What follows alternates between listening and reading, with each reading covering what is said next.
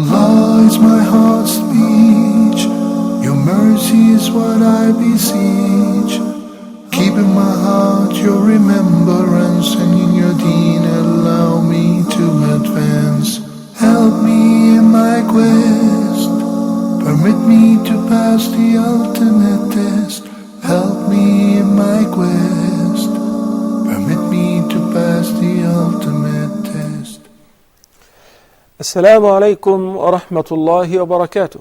Bismillahir Rahmanir Rahim. Praise be to Allah alone. We praise Him and we seek His help. Whomsoever Allah guides is the truly guided one, and whomsoever Allah leaves astray, no one can show him guidance. May the best peace and blessings be upon Prophet Muhammad sallallahu alaihi wasallam. Dear brothers and sisters, welcome to a new edition of Ask Huda. Our phone numbers are as usual, area code 00202 3855 248 or 249, and the email address is ask@huda.tv. A few pending questions from the last episode, and we'll be more than happy, inshallah, also to accommodate your live calls tonight. Muslim from Nigeria asked a very interesting question concerning upholding the ties of kinship, أو صلة الرحم. She said, is it just limited to immediate family or the extended family as well? To what extent? And that can carry two meanings. The first is the extent of the salah, the upholding itself, and also the extent of up to whom. Who will be considered my kinship, my relatives? Is it only my immediate family members? I mean those who are related to me via my parents, father and mother. Well, Silatul Rahim, or upholding the ties of kinship, is actually different levels, types and categories. There is the general Silah, the general upholding the ties of kinship, which covers all the Muslim Ummah. They do have rights upon every Muslim. And there is a specific one. The most important of this specific part is the immediate family members who are related to the person through his parents. And that will be the uncles and the aunts. The uncles and the aunts do have most of the rights upon the person because of his parents. Then there will be the cousins and the far cousins and so on. Some of the scholars said the second category is everyone who has a share in the inheritance, whether he may inherit me if I die or I may inherit him. So every person who has a share in the inheritance is connected to me via the rahim or the kinship, and accordingly they do have rights upon me, whether they are uncles and aunts, cousins and nephews and nieces, and so on. There is a very interesting hadith which I believe we mentioned in the beginning of the Egyptian revolution when I asked the viewers to pray for Egypt and its people. The hadith is collected by Imam Muslim when the Prophet ﷺ enjoined upon his companions to be good and kind to the Egyptians. He said, إِنَّكُمْ سَتَفْتَحُونَ مِصْرَ فَإِذَا افتتحتموها فَأَحْسِنُوا إِلَى أَهْلِهَا فَإِنَّ لَهُمْ ذِمَّةً وَرَحِمَةً. This hadith was said while the Prophet ﷺ was on his deathbed. He said, be kind to the people of Egypt, that you will open it one day, you will conquer it one day. Actually, this prophecy was fulfilled 10 years after the demise of Prophet Muhammad ﷺ during the Khilafah of Umar ibn Khattab under the leadership of Amr ibn al-As, may Allah be pleased with him. So 10 years later, his prophecy was fulfilled and the companions conquered Egypt. He said, فَاسْتَوْصُوا بِأَهْلِهَا خَيْرًا. So I enjoin upon you to be kind and good to its people. And in another narration, فَأَحْسِنُوا إِلَى أَهْلِهَا, according to the text of Imam Muslim, may Allah have mercy on him. So you have to deal with them on a kind basis and be good to them. Why? He said, فَإِنَّ لَهُمْ ذِمَّةً وَرَحِمًا. They do have two rights, الذِّمَّة and الرحم. الذِّمَّة is because of Maria al-Qibtiyya. When a Nabi sallallahu alayhi wa sallam sent a letter to Al-Muqawqis, the ruler of Egypt, invited him to Islam. And Nabi sallallahu alayhi wa sallam's letter was honored by Al-Muqawqis, and he sent him a gift. She was a slave woman, Maria, whom Nabi sallallahu alayhi wa sallam took her as a wife, and she conceived and she gave birth to Ibrahim, the Prophet's son. Sallallahu ala nabina Muhammad wa ala alihi wa sahbihi wasallam. So because of this kinship and this relationship, he considered all the Egyptian people do have a dhimma. And al-rahim, or the kinship, which is stated in the hadith, is due to the fact that the father of the Arab and the father of all the prophets, Ibrahim alayhi salam, and his son Ismail, peace be upon both of them, the mother of the Arab is considered Hajar. When Ibrahim alayhi salam visited Egypt, and the Egyptian pharaoh captured his wife Sarah, and he was trying to seduce her and so on, and she prayed and she asked Allah subhanahu wa ta'ala to save her from the pharaoh, and Allah delivered, and the pharaoh was paralyzed. Then afterward the pharaoh wanted to give her a gift, so he gave her Sarah Hajar. She was also an Egyptian slave woman, whom later on Ibrahim alayhi salam married to, and she conceived and she gave birth to the very first son of Ibrahim alayhi salam, who was Ismail, Prophet Ishmael, peace be upon him. So when Hajar and Ishmael were taken by Ibrahim alayhi salam to that deserted place which was Mecca, there was no life whatsoever there, not even Zamzam well, as you all know. And they were left there, and we know the entire story about the trust and confidence that Hajar alayhi salam had in Allah subhanahu wa ta'ala when she said to Ibrahim, did Allah command you to do so? He said yes. She said then we will never get lost, and so on. So Ar-Rahim, the kinship which links all Muslims and the companions in Mecca and Medina to the Egyptian people even before conquering Egypt and opening, was through Hajar alayhi salam. So from that we understand that Nabi sallallahu alayhi wa sallam enjoined on his companions to be kind and to uphold the ties of their kinship with the Egyptian people via a kinship which extended over several thousand years. So the immediate family, there is an agreement between the scholars that they do have most of the rights, which will be supporting financially if they were in need, exchanging visits, celebrating with them their happy moments, giving them the condolence and sharing with them the sorrow, and giving them from your zakah fund if they were eligible, and you receive double reward for that. The least means of upholding the ties of kinship is, according to what the scholars say, is not to desert them, at least by phoning them, inquiring about their health, wishing them the best, praying for them. This is the least. This is a very important subject. I just want to spend the entire episode talking about the limits of the family members and the limitations of upholding the ties of kinship. That would be enough for today, inshallah azza jal. We'll have a phone call. Assalamu alaikum wa rahmatullahi wa barakatuh. Abu Ubaidah from the USA. Assalamu alaikum, Abu Ubaidah. Wa alaikum assalam wa rahmatullah, Shaykh. How are you? Alhamdulillah, shukrullah. Thank you for asking. My question is, what is the ruling of revolting against the ruler in light of all the hadith that which call for the obedience to the ruler, even if he is sinful and even if he beats your back? I know people now are emotional in light of the current events, but I hope you can answer the question in light of the hadith and narrations that we have, especially the example of the companions during the time of Hajjaj, who did not give their permission to the youth to revolt against him. Yeah. Wajazakallah khair. Wajazakum. Thank you, Abu Ubaidah.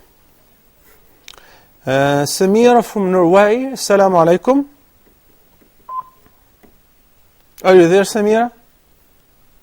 Okay, we may have lost Sister Samira. Please try again. Abu Ubaidah's question is a very important one, especially due to the fact that there is a revolt, not only in Egypt, or only in Tunisia and Libya, but all over the Middle East. And those who are not in this cycle of revolution yet, they're expecting to witness things like that in the very near future. This is not my statement, but this is the expectations of politicians and those who are monitoring the situation. And it's very obvious that these revolutions are simply due to the fact that there is a maximum oppression from these rulers against their people. He's asking whether it is permissible to revolt against a Muslim ruler or not. And he mentioned a quotation in which the end of the hadith says, وَلَوْ جَلَدَ ظَهْرَكَ, even if he beats your back. Initially the hadith is collected by Imam Muslim, which forbids Muslims to revolt or try to change the regime of a Muslim ruler as long as he prays, as long as he presents himself as a Muslim and he does not declare shirk or kufr wal-'iyadhu billah. This extra addition, which is وَلَوْ جَلَدَ ظَهْرَكَ, is not a part of the hadith. As a matter of fact, is judged as a very weak addition. So it is not there. As far as revolting, peaceful demonstrations are permissible. Permissible by the international law, and every president of every country, whether a king or a sultan or a ruler, have signed an agreement that among the human rights is the right to protest. If you remember 3 weeks ago, the very first episode after suspending the live shows because of the protests in Egypt and curfew and so on, I said, when people rallied in the streets to express their anger because of the oppression, because of the corruption, because of the rotten situation, which is obviously appearing every day now, that we will live in a rotten, under the rule of a rotten regime. The amount of corruption is beyond imagination. It is indeed the right to protest. It is the right to express their feeling. But revolting here, which is prohibited, is using arms. So al-khuruj al-hakim is resisting or revolting using weapons. That is not permissible. Why? Because that leads to a chaos and to a fitna. Sometimes there are some insane rulers who believe that they represent God on earth. And some of them believe that they are even more powerful than God. And they own their people. I believe you can read all of that clearly in the message of the Libyan president, who believes himself above everybody, who's insisting that I will fight to the last bullet, and I will fight to the last blood drop. Which blood drop? Blood of his own people. Thousands and thousands have been massacred so far. And he's more than willing to convert the entire country into a river or a sea of blood. He has no problem whatsoever. So if it is up to just the peaceful protests and trying to express the people's feeling and calling for the change of the government or replacing those who are in charge with better people, it's absolutely permissible. There is nothing wrong with that. But the arms way, or trying to attack, or trying to spread corruption and mischief on earth and shed blood, nobody approves that. And obviously, the Sharia is on top of all of that. And Nabi sallallahu alayhi wa sallam said in the hadith, which is narrated by Abu Darda radiyallahu ta'ala anhu ardah, كل ذنب عسى الله أن يغفره إلا رجل مات مشركا أو مؤمن قتل مؤمنا متعمدا. Every sin is subject of forgiveness or for forgiveness except the sin of somebody who died in a state of disbelief, or a believer who kills another believer deliberately without a just cause. So killing, its sin is equivalent to kufr. وَمَنْ يَقْتُلْ مُؤْمِنًا مُتَعَمِّدًا فَجَزَاؤُهُ جَهَنَّمُ خَالِدًا فِيهَا وَغَضِبَ اللَّهُ عَلَيْهِ وَلَعَنَهُ وَأَعَدَّ لَهُ عَذَابًا عَظِيمًا. There is a list of warning and a serious threat against targeting Muslims, whether they belong to the regime or the ruling party or to the civilians who are trying to call for the rights. In another hadith, the Prophet ﷺ said, إِذَا الْتَقَى الْمُسْلِمَانِ بِسَيْفَيْهِمَا فَالْقَاتِلُ وَالْمَقْتُولُ فِي النَّارِ. If it ever happens and two Muslims confront each other with weapons, in the hadith it refers to swords. They were the weapons available back then. Nowadays, rifles, grenades, swords, knives, or in Egypt you have seen camels and mules and all of that used in order to attack civilians. The Prophet ﷺ said, if both parties attack each other, then the murderer and the murdered are all in fire. The companion said, Ya Rasulullah, هذا القاتل فما بال المقتول. We can understand why the murderer, the killer, shall end up in fire, because he killed him. What about the murdered one? The Prophet ﷺ said, لأنه كان حريصا على قتل صاحبه. He too was keen to kill his opponent or his companion, and he used the word صاحبه instead. Every true scholar would describe what's going on as fitna. It's a trial, it's a calamity. And the Prophet ﷺ ordered his companions to avoid the fitan. In the case of the fitna of Al-Husayn, may Allah have mercy on him, some of the great companions avoided it. They decided not to join any party, even though they know that Al-Husayn has all the right. But they recognize that it is going to lead to bloodshed, rivers of blood. So they avoided it entirely, such as Abdullah ibn Umar ibn Khattab, may Allah be pleased with him and his father. And Abdullah ibn Abbas, who is of the family members of the Prophet ﷺ, may Allah be pleased with him and his father, and many others. So if one can avoid the fitan as much as possible, that is best. The Prophet ﷺ advised that who will be standing will be better than those who will be walking towards the fitna, and those who will be sitting are better than those who will be standing. Trying to limit your involvement in such fitan is best. But when we see an oppression similar to what's happening now in Libya, it is not befitting to say we're not supposed to intervene, we're not supposed to interfere. We know who is the oppressor party. We know who is the criminal. We know who is killing his people, who is making crimes against humanity and against innocent Muslims.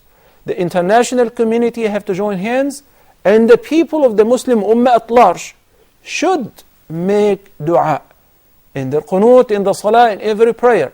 Similar to what we used to do in Egypt. We used to pray, and I thank all the viewers who joined hands and they sent me emails and SMS praying for the welfare and safety of the Egyptian people. I believe it was the power of their dua, the most important mean of fulfilling things, which helped, alhamdulillah wa shukrullah.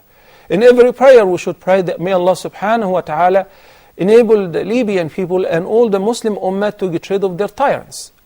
Those in some cases who are only Muslims by name, but they have been used by the big empires and the superpowers. They have been only used as prisoners for their people to execute the blueprint of the Zionists in many cases, of the West, who have wasted all the resources of their countries.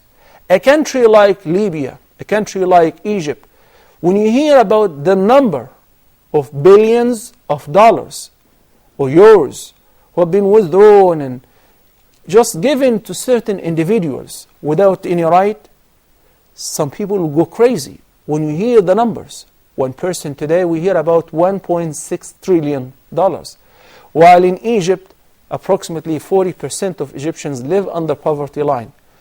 Libya, it is 1 million square kilometer, and it's only inhabited by 5 million Libyans. One of the biggest exporters of oil in the world, and most Libyans are suffering financially. In addition to, I'm not going to talk about the religious part so far, because this is another dilemma, that Muslims in these countries were not able to worship freely, were not able to attend a lecture freely. Yesterday, and the day before yesterday, and over the past week in Egypt, every lecture we hold, some of these lectures have been attended by approximately 1 million. 1 million people marched to the masajid and spread the streets in order to attend the lecture. So these regimes were holding back the benefit and the scholars from addressing the people, from teaching them righteousness, and they were imposing some, I don't want to describe them with a trait that I fear it would be a big responsibility for me, but at least they were not the sincere people who would teach people their religious duties. So may Allah subhanahu wa ta'ala guide us to what's best, and the conclusion is, for peaceful protests, there is no problem. It is the right of people to express themselves and announce and declare their demands. But any armed movement trying to overthrow the regime and cause bloodshed, that we have to stop there and we should not be involved in it. Wallahu subhanahu wa ta'ala a'la wa a'lam. Amir from United Arab Emirates. Assalamu alaikum wa rahmatullahi wa barakatuh. Assalamu alaikum, Amir. Wa alaikum assalam wa rahmatullahi wa barakatuh. But I pray, inshallah, you sound like you have a flu. I pray that, inshallah, you'll be okay, inshallah. Shukran. Thank you so much. May Allah accept. Okay. I have one question. I have a relative who works on a travel agency. They sell one of their packages that they sell is they have tourists go to a place where there's belly dancing that goes on, and these people go to see these things. And that's one. Is it halal to work in a place that sells such packages? And second question, I have another relative who is the only breadwinner in the family. You see? And the only job available for him is a bank. And we know that working in a bank is haram. I need some cooling and assistance in this, please. Shukran, Amir. It's kind of it's kind of on a process of being hired. I need some assistance in this, please. Thanks. Okay. Okay, Jazakallah khairan, Amir.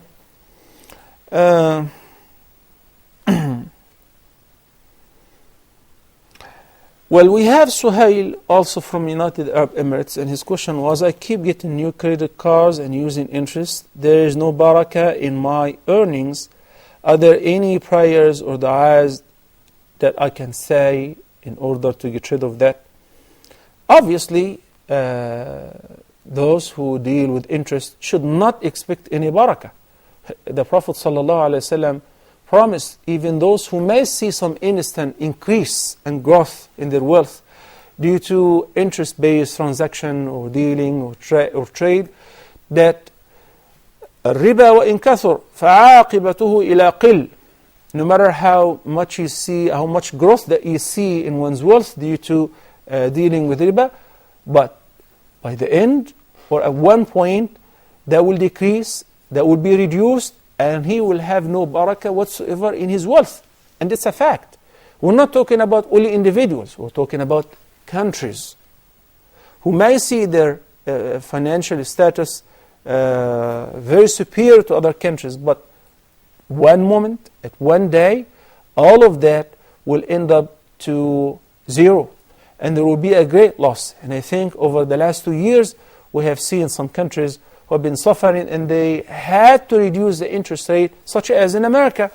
The former President Bush, before leaving office, he reduced the interest rate to 0%. And if there is no interest, then this is lawful transaction. So basically, he chose and he adopted the Sharia as a way to exit from this dilemma. He said, also, is there a dua or is there a prayer that I can say in order to get rid of that? Before the dua, before the prayer, there has to be a sincere intention on your part that you're really willing to get rid of that. There has to be a strong will that you intend to avoid that. So when I get a proposal, when I get an offer, even when I get a credit card, which I know that I'm going to use it to borrow money or buy things with loan and end up paying interest, then cut it off with the scissors. Do not keep it with you. Do not borrow money unnecessarily under any circumstances, especially when you know that you have to end up paying interest. Even if you promise yourself that you're going to pay on time and you know that you don't have this habit, try to get rid of it.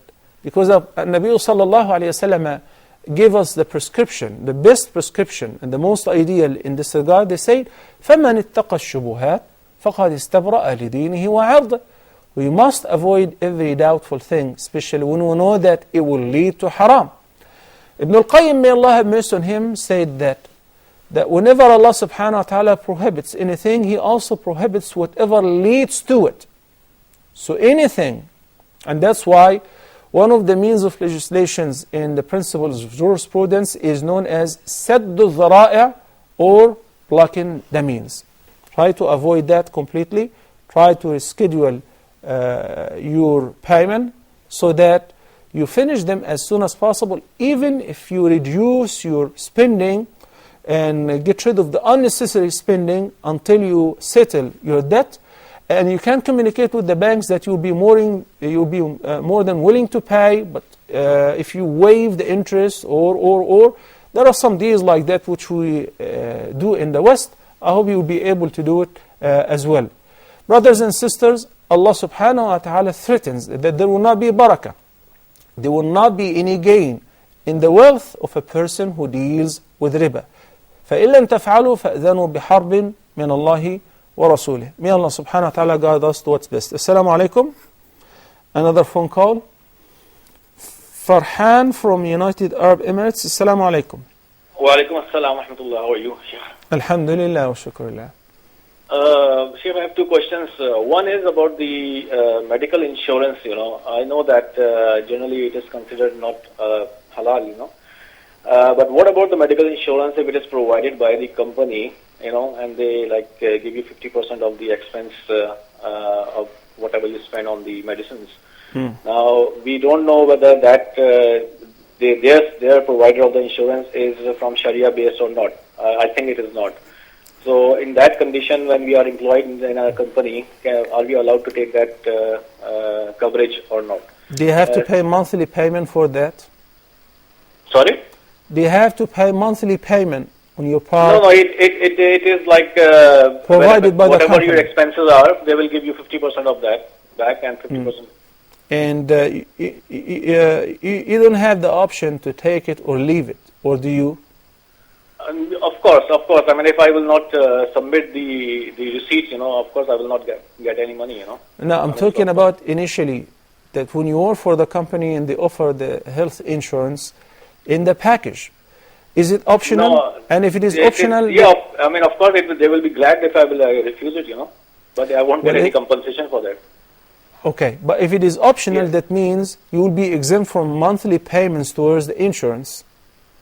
Am I right? Exactly. You're okay. Right. So Absolutely. basically, in the paying, you choose to participate in this plan. Okay. Jazakallah khair. Umar from Nigeria. Assalamu alaikum. Alaikum salam wa rahmatullahi wa barakatuh. I have two questions. Go ahead, ya Umar. I hear you. Okay. My first question is, this act or this ruling that people use, which I think is a misconception, I want to know your view. It's a situation where two people that are engaged to get married have illicit relationship, and they do what they call I think istibra'i or so. I don't know if that's the name, but I know it's a misconception, so I just want to get a clear view on that. Okay, Umar, you're talking about a couple who have a secret relationship? That they have a relationship before they get married. Okay, and now they do istibra, they make sure that she's not pregnant in order to get married legally. Yes. Okay. Yes. Okay. I see, I read you. Any other question, Umar? Yes. My second question is, what is the ruling on someone that, like on a cruise line, someone that works on a ship, and there's a situation where someone dies on the ship? What is the process for them to get that person buries. What's the Islamic view to that? Because some of them, they spend like 6 months on sea, and my question is, how do you handle a dead body in this situation? Okay. Now, finally, may Allah bring peace to the Islamic world and all these trials that we're going through.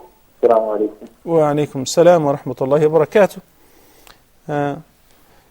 We have Brother Radwan from Nigeria. Assalamu alaikum. Wa alaikum assalam wa rahmatullahi wa barakatuh. Sheikh, how are you? Alhamdulillah, thank you for asking, Radwan. Sheikh, you don't remember me, we met in Saudi Arabia at Hajj in Medina. I wish I can. Okay. Sheikh, I love you for Allah's sake. أحبك الذي أحببتني فيه. Thank you so much, Radwan. بارك الله فيك. May Allah bestow His mercy on you and your family. Thank you so much, Radwan. بارك الله فيك. May Allah take you from the torment of the grave. And you too, and all the May viewers. Allah enter you into paradise. I cannot be praised, inshallah. Ameen. Radwan, do you have any questions? No question. I've got to greet you. Assalamu alaikum. Wa alaikum salam, and thank you so much for calling in. May Allah bless you and your family. Jazakumullahu khairan. Okay, we'll take a short break, and inshallah we'll return back very soon, so stay tuned.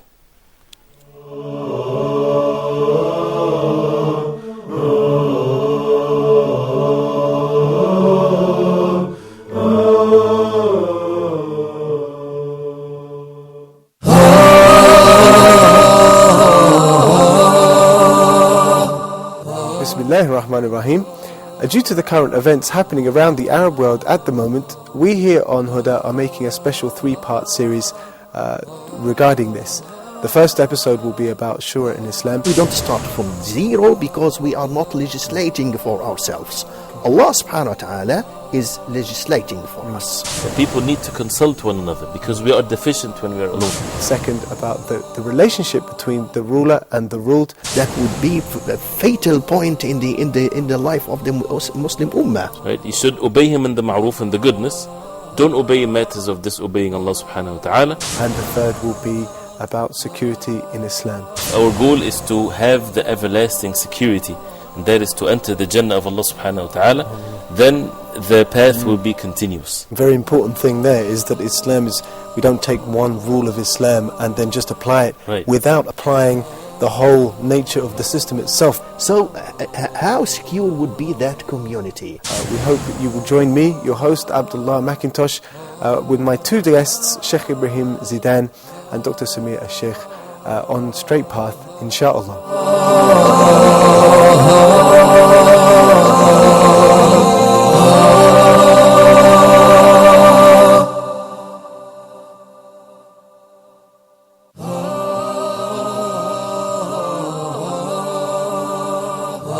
Why righteous companions? It is Islam that given us the sense of dignity.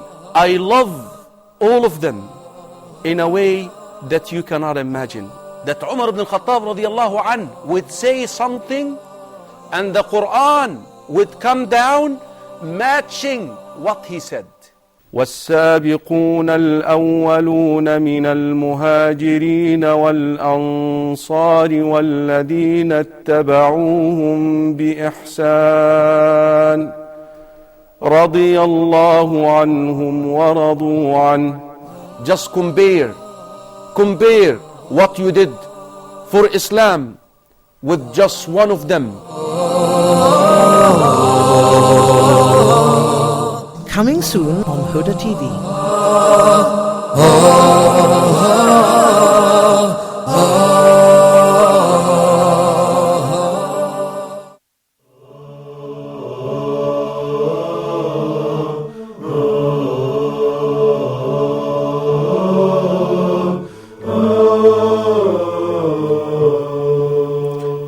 Assalamu alaikum wa rahmatullahi wa barakatuh, and welcome back. Abdul Latif from Nigeria was asking about somebody who divorced his wife before a lawyer 1 year ago, and now he wants her back. He divorced her once. I believe I asked him how many times did he divorce her. He said once. The reason I asked, because there is a difference between the first, second divorce and the third divorce. The first and the second is known as raj'i, or revocable or reversible, where the husband would still maintain the right of revoking his divorce and maintaining the marriage relationship without his wife's or divorcee consent within the iddah period of time, which is ثلاثة قروء, whether it is 3 periods or 3 months, according to what we explained before in different circumstances. But after the third divorce, then even if they both want to resume their marriage life, it will be impermissible. It will not be permissible, because that's called irreversible divorce, or الطلاق البائن. فلا تحل له من بعد حتى تنكح زوجا غيره. After the third divorce, it will not be permissible for them to remarry, even with a new marriage contract. Not unless if she marries somebody else and they consummate their marriage, then, and all of that has to be not pre-planned. Regular marriage and consummation of the marriage, and then if she was divorced, and after the iddah, the former husband, if he wanted to marry her and there is an agreement, they will initiate a new marriage contract and so on. So now, he divorced her once, and it's been already a year. It's not within the iddah period. Then if they both agree to the desire of remarrying, that will require to initiating a new marriage contract with the dowry, witnesses, and the agreement of the wali or the guardian. فَلَا تَعْضُلُوهُنَّ أَن يَنْكِحْنَ أَزْوَاجَهُنَّ. The guardian still have a say whether to agree or not to agree, and we remember that Prophet sallallahu alaihi wasallam said, لا نكاح إلا بولي وشاهدي عدل. There is no valid marriage without the consent of the wali for the girl or the bride and 2 just male Muslim witnesses. Here is a question: why did we require a new marriage contract in this entire story if the couple who were married a year ago, now they want to remarry again after divorce? Because that is known as ba'in, but baynunatun sura. The word ba'in means irreversible, which means final, whether after 3 divorces or after 1 or the second divorce, but the iddah is over. But in the case of the later one, that's called baynuna sughra, a lesser baynuna, which will enable the couple, if they want to marry again, they can simply marry with a new marriage contract and the process as we said. But in the case of al-baynunatul kubra, the major baynuna, it will require that the wife has to marry somebody else in a complete marriage process, not pre-planned for this purpose, but with the intention of getting married, and not with the intention of divorcing her so that he will be permissible for somebody else, because the Nabi sallallahu alaihi wasallam cursed all the parties who will be involved in this plan, and he will be considered muhallil, just marrying a woman in order to make her lawful for her ex-husband, and that's not permissible even if they do so. So the short answer to your question, you will be required to establish a new marriage contract with the agreement of the wali, with an agreed upon dowry, and with the proper shuhud. Wallahu ta'ala a'la wa a'lam. And in this case, you resume the right of 2 divorces from the scratch. Assalamu alaikum. Another phone call. Huda from Kuwait. Assalamu alaikum. Huda. Sheikh, I have a question. Please go ahead. Yeah, is it permissible for a woman during her iddah period to continue her course of tafsir? To continue her course of she's doing actually a tafsir course, Quran. Okay. During her iddah period, can she continue it? Is she attending or teaching? Is this going on in her house? No, she is a student. She's a student, and that means she's required to leave her house to attend the course, right? Yeah. It's near to her house only, actually. It's only 3 days a week, and in the morning time it is from 8 a.m. to 11 a.m. And this is the iddah of death or divorce? Uh, Is she yeah, a widow? Is she a widow yeah, or she's divorced? She's not divorced. Her husband is dead. Like. Okay, so her husband passed away. Okay. All right. Thank you, Hiba.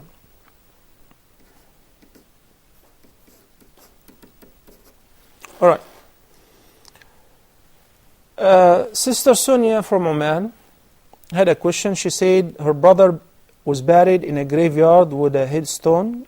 Can we as women visit him?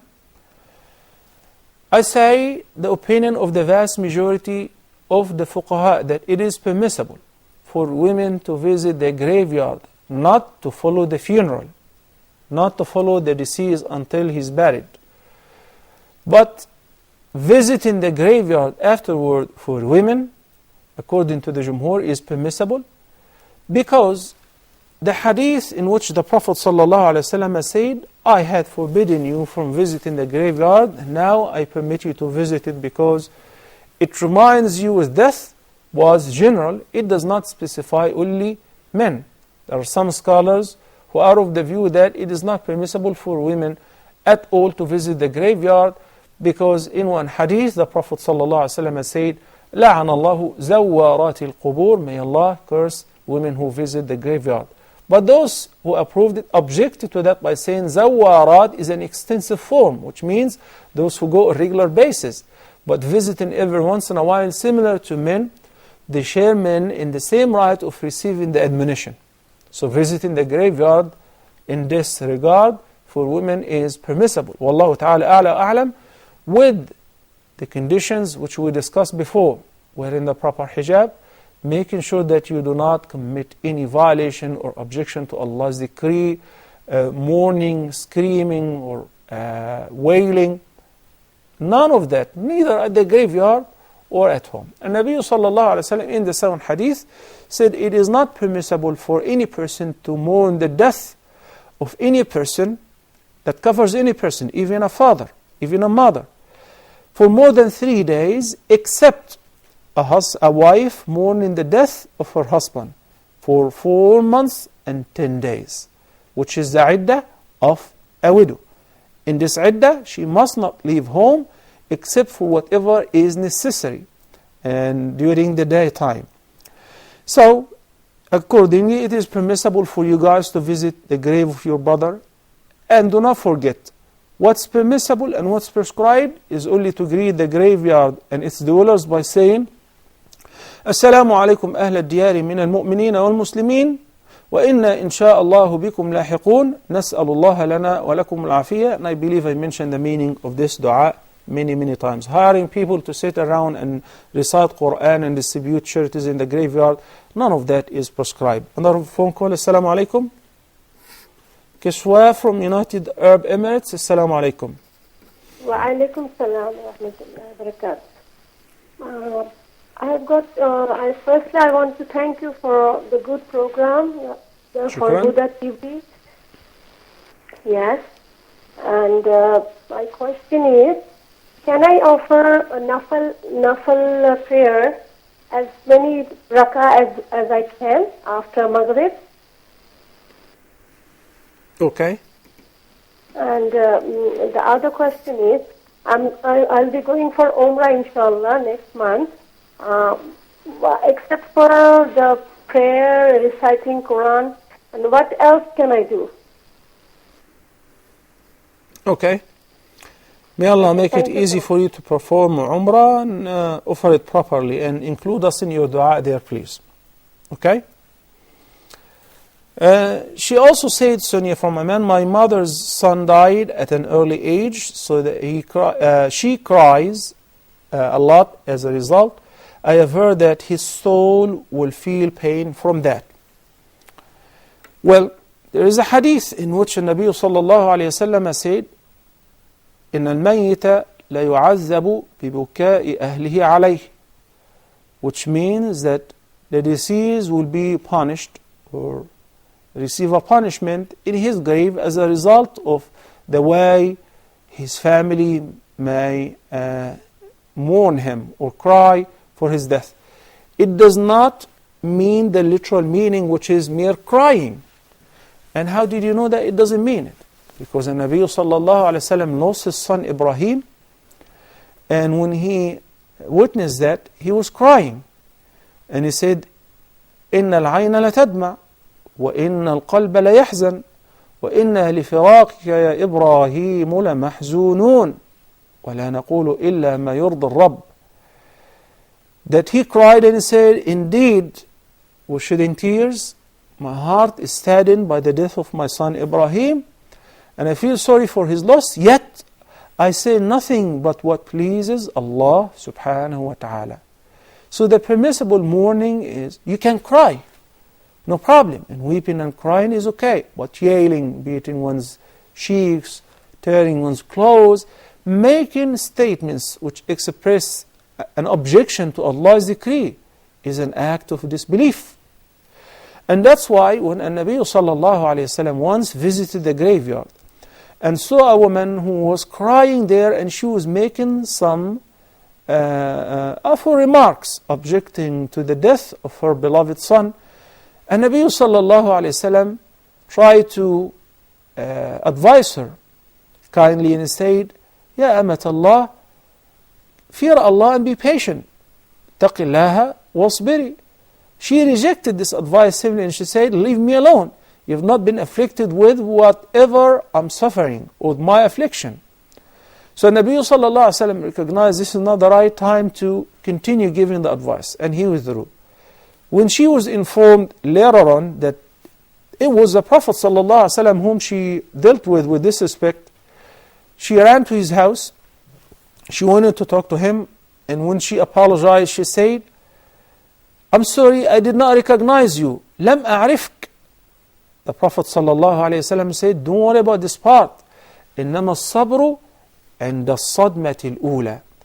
The real patience which Allah subhanahu wa ta'ala enjoins upon us is once one receives the calamity or the bad news or the affliction, not a year later.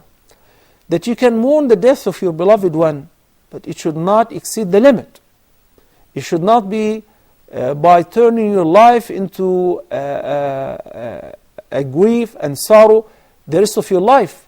Imam Ali ibn Abi Talib, may Allah have mercy on him, phrased the poetry and said, فَكَمْ مِنْ صَحِيحٍ مَاتَ مِنْ غَيْرِ عِلَّةٍ وَكَمْ مِنْ سَقِيمٍ عَاشَ حِينًا مِنَ الدَّهْرِ وَكَمْ مِنْ صِغَارٍ يُرْتَجَى طول عمرهم وقد أدخلت أجسادهم ظلمة القبر وكم من فتى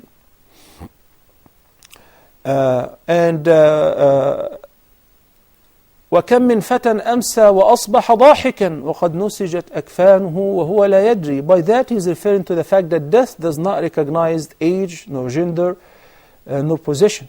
You can take a child, a young child whose parents are planning for his future, for his bright future, while in fact that his coffins have been prepared because it is ordained in Allah's destiny that he will die at this age.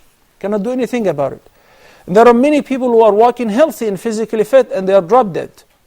And there are some people who are very sick, terminally ill. The physicians are expecting that they would not last for a month or two, and they live for several years. The Prophet ﷺ, our most beloved and the dearest to Allah subhanahu wa ta'ala, died.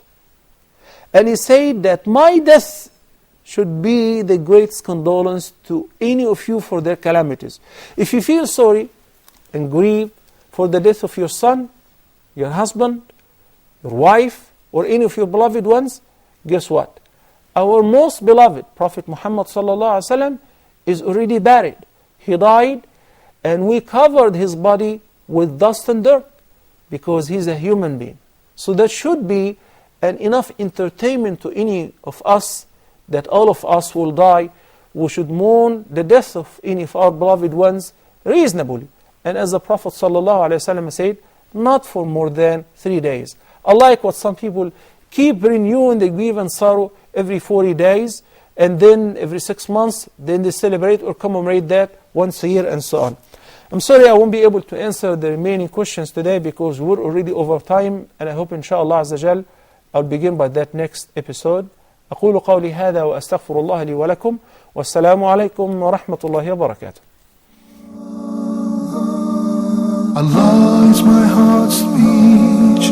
Your mercy is what I beseech. Keep in my heart your remembrance, and in your deen allow me to advance. Help me in my quest.